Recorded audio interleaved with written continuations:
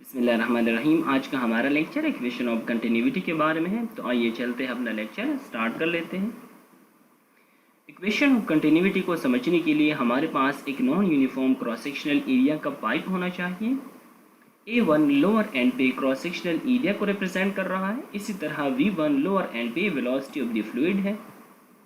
अगर हम अपर एंड की बात करें तो E2 रिप्रेजेंट कर रहा है क्रॉस सेक्शनल एरिया को, और इसी तरह V2 रिप्रेजेंट कर रहा है वेलोसिटी ऑफ द फ्लूइड को एट अपर एंड। अब बात कर लेते हैं इक्वेशन ऑफ कंटिन्यूटी के डेफिनेशन की।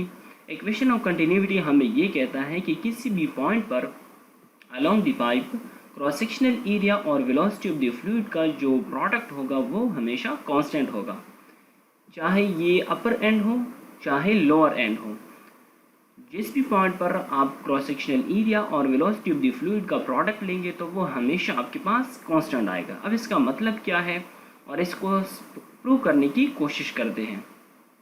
यहाँ पर हमें नज़र आ रहा है कि इस पाइप में ना तो सिंक है और ना सोर्स है, तो इसी वजह से जितना फ्लूइड इधर से एंटर होगा उतना ही फ्लूइड अपर एंड से बाहर जाएगा। तो इसका मतलब ये हुआ कि mass of the fluid at upper end is equal to mass of the fluid at lower end. Lower end पे जो मास है उसको डेल m1 रिप्रेजेंट कर रहा है और अपर एंड पे जो मास है उसको रिप्रेजेंट कर रहा है डेल m2।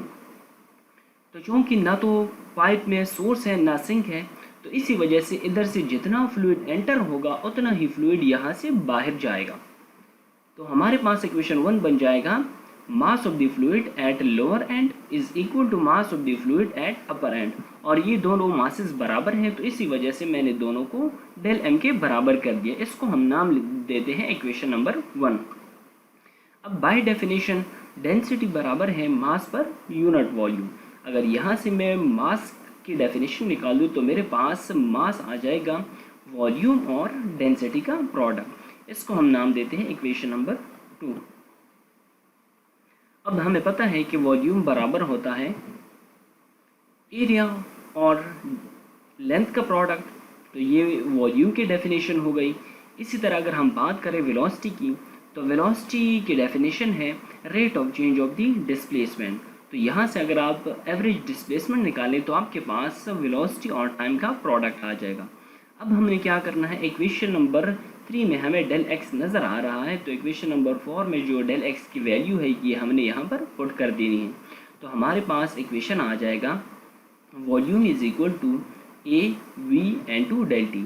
यहाँ पर एक बात समझने की है कि स्मॉल वी रिप्रेजेंट कर रहा है वेलोसिटी को और कैपिटल वी रिप्रेजेंट कर रहा है वॉल्यूम को। तो इसी तरह हमारे पास वॉल्यूम की डेफिनेशन आ जाएगी A V into del T. अब हमारे पास मास का इक्वेशन था del M is equal to rho del V. अब वहाँ पर इक्वेशन नंबर 3 में हमारे पास वॉल्यूम की जो वैल्यू आई है वो हमने यहाँ पर मास के इक्वेशन में पुट कर देनी है। तो हमारे पास मास का इक्वेशन आ जाएगा del M is equal to rho A1 V1 into del T. इसी तरह अगर हम अपर एंड की बात करें तो उसके लिए हमारे पास मास आ जाएगा del m2 is equal to rho E2 V2 into del 2। Equation number 1 के मुताबिक दोनों मासेस यानी कि मास एट लोअर एंड ये बराबर होगा मास एट अपर एंड। तो लिहाजा हम दोनों वैल्यू यानी कि इक्वेशन नंबर 6 और 7 को पुट कर देते हैं इक्वेशन नंबर 1 में। तो हमारे पास इक्वेशन आ जाएगा rho E1 V1 del T is equal to rho E2 V2 del T. अब यहाँ से जो क्वांटिटीज़ कैंसिल हो सकती है उनको हम काट देते हैं। डेल टी और डेल टी आपस में कट जाएंगे, रो और रो आपस में कट जाएंगे, तो हमारे पास इक्वेशन आ जाएगा E1 V1 is equal to E2 V2। अब इस इक्वेशन का मतलब क्या है? इस इक्वेशन का मतलब ये है कि क्रॉस सेक्शनल एरिया और वेलोसिटी का जो प्रोडक्ट है ये हमेशा कांस्टेंट रहेगा। हमें फिगर्स यहाँ नज़र आ रहा है, एक टैप से वाटर गिर रहा है। अगर हम इसके अपर एंड को देखें तो यहाँ पर क्रॉस सेक्शनल एरिया ज़्यादा है लेकिन इसकी वेलोसिटी कम है।